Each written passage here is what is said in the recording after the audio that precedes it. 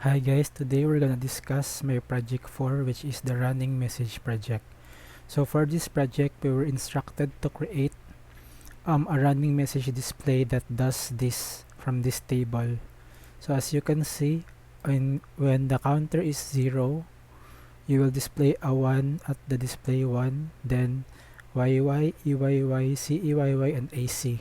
So I use my nickname as AC in this project since it is my nickname in real life. And for the next parts of our counters, we need to have a down to 1 segment, a down to segment down, top 1 segment down, and top to 2 segment down.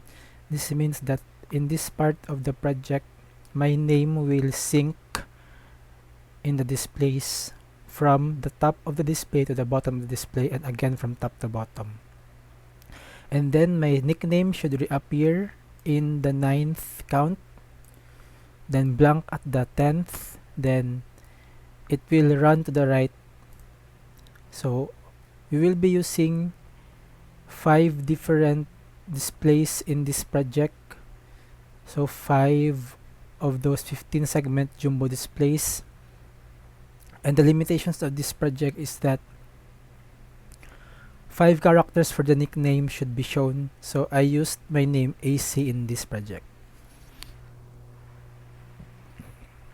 So to complete the circuit, we had 3 parts in our design. First is the determining of the number of flip-flops. So since we have 16 outputs, as you can see, from 0 to 15, so 16 outputs, we need to use 4 different flip-flops so that it can count up to 0 from 0 to 15. So we will use a binary up counter for this project. For our binary up counter, the circuit looks like this. So I decided to use an asynchronous up counter, meaning that the output of the previous flip-flop will be the input of the clock of the next flip-flop. So for my outputs, we have A, B, C, D, where A is the most significant bit and D is the least significant bit. So the purpose of this circuit is to count from 0 up to 15 and back to 0 again.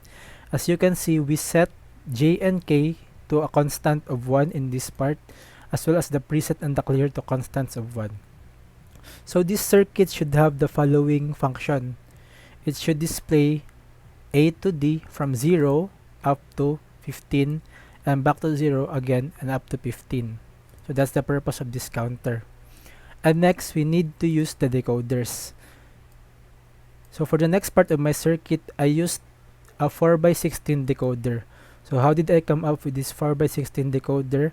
I used two 3x8 decoders with A as enable and B and C and D as the input.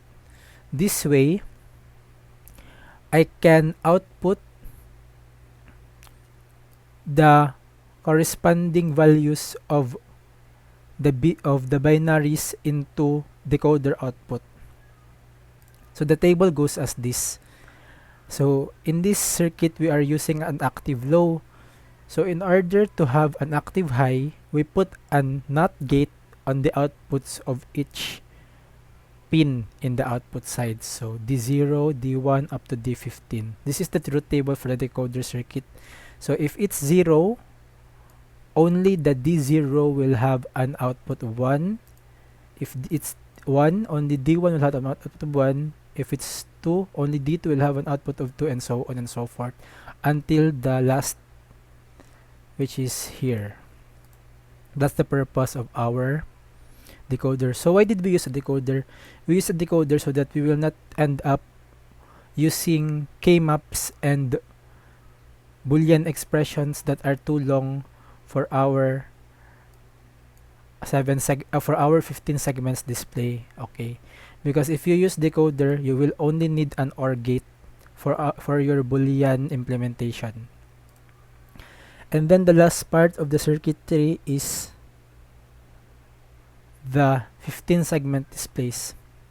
So to come up with the values for each of the pins of the 15 segment display, we created these truth tables. So we have a total of 5 different truth tables one for display 1, one for display 2, one for display 3, one for display 4, and display 5.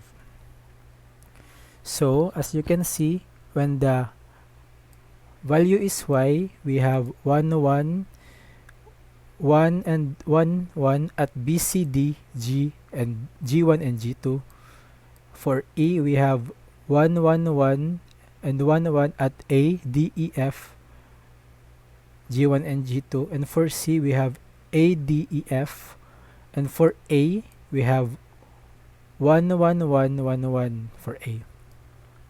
So first, we based our outputs for each display from this table as seen earlier, and then we input the corresponding jumbo equivalent of those values. So from those, we have derived the appropriate Boolean expressions. For display 1 using the decoders, these are our Boolean expressions using OR gate and the decoder 4x16. For our display 2, these are our Boolean expressions using the decoders display 3, display 4, and display 5. So overall, the circuit looks like this. So if we want to see the result, we can play it to see if it qualifies.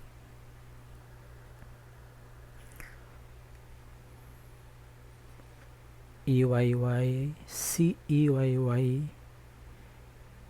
ACEYY, then going down. Yes, and going down again. Then going down, and back to ACEYY, and we will have a blank output. After the blank, AC, then ACE, then AC, then A, and blank, and back to the original. Okay, so it means that our running message is working, and these are the design of our running message program. As you can see, we have part 1 for the counter, part 2 for the decoder, and part 3 for the jumbo display. So that would be all for this project, and thank you for watching.